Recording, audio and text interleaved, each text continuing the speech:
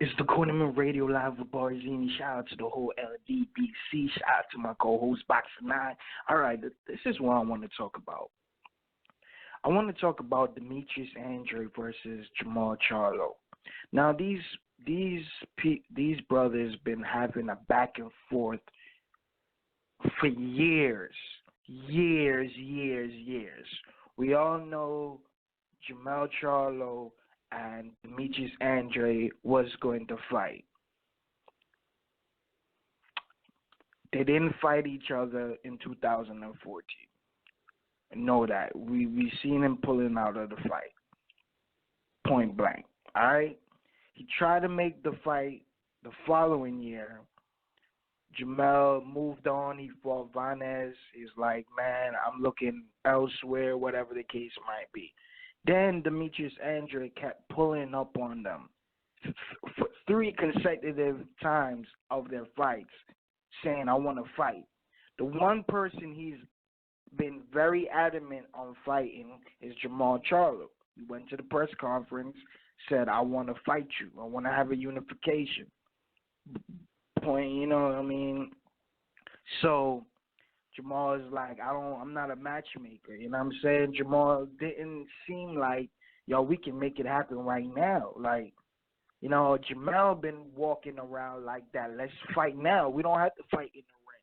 That's how they've been moving the situation. But let's fast forward to 2019. Demetrius Andrade go on Twitter, said, yo, we tried to make the fight with Jermall Charlo. Ronnie Shields said no. Boom. So Jermall comes up, going on video on an interview saying, yo, Chinny, something Chinny Demetrius Andrade. I'll fight him. I'll go there for the zone for that one fight. Then Jermall Charlo goes on the Boxing Voice, like, I don't know, a couple days or a week later. He goes on the WBC convention. He's like, yo, I'm looking elsewhere. Like, I'll fight anybody else than Demetrius Andrade. I even move up. You know, Demetrius Andrade don't make nothing to his career. So I'm like, yo. Then I see Ronnie Shields saying the same shit on an interview at a fight. And a fight hype. So it's like, yo, I don't understand how these niggas be like saying Demetrius Andrade don't make nothing for their career. So you telling me Charles Hatley, no, that's Jermall, sorry. Dennis Hogan is doing something for your career.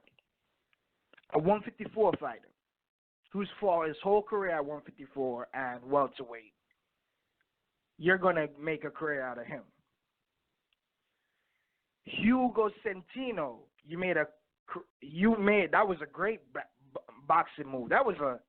He did something for your career. Sebastian Highlander did something for your career. Brandon Adams did something for your career. Matt Kovobov did something for your career. Is that's what we going at? Those niggas made something. They made more boxing sense to you.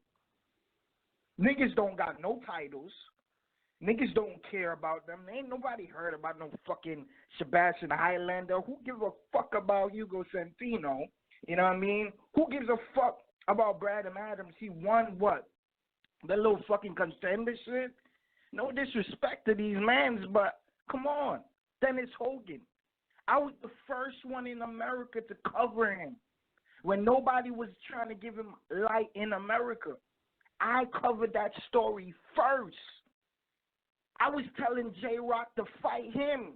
I was telling everybody he is the Jaime Munguia mandatory.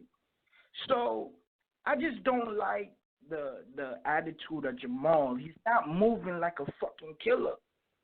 We talk all this lion shit, but this nigga ain't moving like a fucking lion, bro.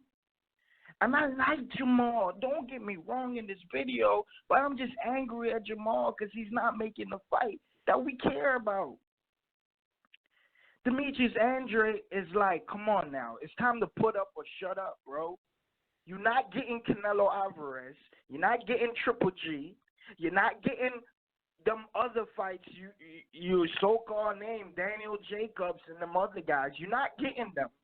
So, and then you're trying to fight Christian Eubank, a guy who's been fighting at 168 for a long time. Nobody's seen him at 160 since 2016. He's been fighting at 168 for 3 years. Come on. We got to stop this shit, bro. We got to really stop this shit. We got to make this fight happen. Demetrius Andrade and Jermall needs to fight each other. Same with Demetrius Andrade. You're not getting Canelo Alvarez. You're not getting Triple G. You're not getting Daniel Jacobs. Y'all need to fight each other. One of y'all knock each other out, or one of y'all win that fight, and maybe somebody be willing to take y'all. You see, this is karma. This is all karma. You know why Jermall don't get no big fights? Because he's walking around like he's high mighty, like he deserve a big fight. What did you do in your whole career? What is your highlight moment in your whole career? Because when you fought J-Rock was a contender. He wasn't a champion. He made his name after you beat him. So what is your high-profile fight? Austin Trout was a guy who was coming off of losses. What did Austin Trout do for your career? He lost to Lara by then. He lost to Canelo Alvarez by then. What did he do for your career?